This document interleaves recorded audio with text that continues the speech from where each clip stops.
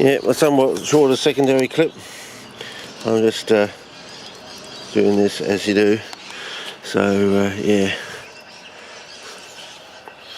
See, I could probably go up there easier. And I can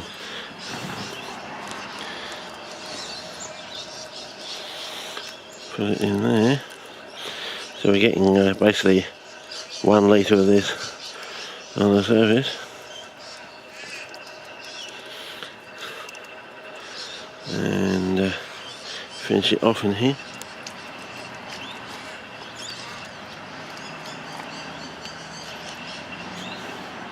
Most of it come out, as you would expect. Okay, so we put our latest formula on here. This one might be a bit of a surprise. We'll see. Because I think this is the cheapest way the commercial places could actually be doing it. Remember, when you go to most of these commercial places, they have the sprinklers. Have you noticed if you're visiting them, the sprinklers always seem to go off when you're there? I don't know whether that's because they do have the sprinklers on a lot, or they're trying to give you the illusion that they have the sprinklers on a lot. I don't know. Because have you noticed with the shop boards, if you don't flush them through when you buy them, they stay quite nice. If you just keep them damp and just maybe drip a few drops in there in the soil, just so you keep the soil damp, but don't push any drops through the pot. They stay quite good and they can sit in the pots and look absolutely stay spectacular. As soon as you wash them through, they do this sort of slump sort of business. But we've learned how to stop them from sort of doing this slump, and hopefully this is the cheap. This is what I think the commercial places are doing. This formula in here is basically the cheapest version I think they can do it with, and I think there's a deep, dark, historical secret in horticulture that sort of either gets handed down from one commercial place to another, or from one horticultural family to another, and it hasn't really got out there into the community. I get the impression. But anyway, I pulled back the bark chip, the uncomposted bark chip, and I noticed the sand in here when I first pulled it out. It was quite Aryan looking. It almost seems to have changed now. When I first pulled it out, it was really white, but now, in the space of 10 minutes of having pulled it was more like that on the side there, but now it looks different. It's amazing. It's only been like, just put it over the top for you, but that was more white when I first pulled it out, say 10 minutes ago. It was more like this stuff on the surface there. Strange. Maybe we just made a discovery. I don't know, but yeah, it was really, really white looking. But now maybe there's some sort of oxidation process, and having the bark chips over the top, it keeps it in a reduced form. Maybe that's what it is. I don't know, but it definitely was whiter only 10 minutes ago. So I mean, it's a very rapid oxidation. So is it somehow involved iron? Because that's the only thing I know that can rust that fast. That's out there in the natural world. But anyway, yeah, I know you just can't get enough of these things, can you? To actually take a shop board and put it in and actually have it still keep that somewhat shop board look. I mean, yeah, whether we can actually find out what's going on in these, in what are they doing? They've got this new product they call Flung-DUNG, or cow Flung-DUNG, or poo. I think. First of all, I thought it was poo Flung-DUNG. It may be Flung-DUNG, like they've got a flue and they fire the dung onto the walls of some sort of flue or something, and that's how they cause it to react. So I don't know, but I'm going to have to look into it, because I think it comes out of the places where they actually do these sort of composted bark chips stuff in these big windrows. So they obviously have the technology and the knowledge, so it might be interesting to try that. So I mean, that's not bad for a shop board. It's barely been in there 3 weeks, isn't it? Barely 3 weeks, and look at that new leaf coming up. I mean, it's just like, it's amazing. I mean, in the old days, you'd have to wait years to see something like that, you'd have to wait like 3 seasons or something, and yet 3 weeks, so we've cut 3 years into 3 seasons. So yeah, that's why I say with these commercial places, I don't know what they're doing, but either the greenhouses are going to get firebombed, or we're going to drag them up drag them out, put them up against the wall and shoot them in the ball sack, because we want to see them suffer, because they basically just rob us of years of or seasons of CP growth, I think. You know, the plants slump. You've got to have all these set of rules, you know, like if you bring the pot home, just keep it damp, you know, don't flush anything through. As soon as you get droplets coming out the bottom of your pot, you're flushing through their secret formula, and the plant's going to go crazy. You know, unless you plant it into a formula, they're gonna collapse on you. As I said, unless you plant it into something like this. As I said, from this, I'm getting an idea.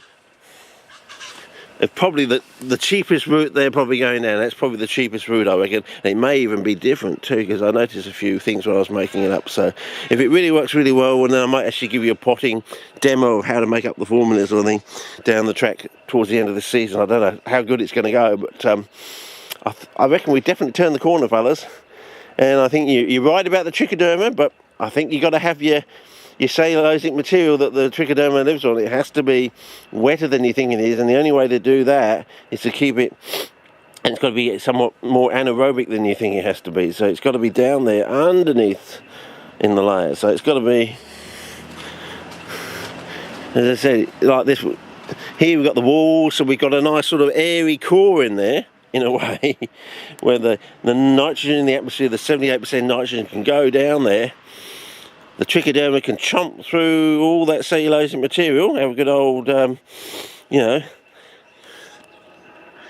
have its childhood, you know, rotting its teeth on the newspaper cellulose, and having that nice nitrogen supply coming in from the atmosphere, basically.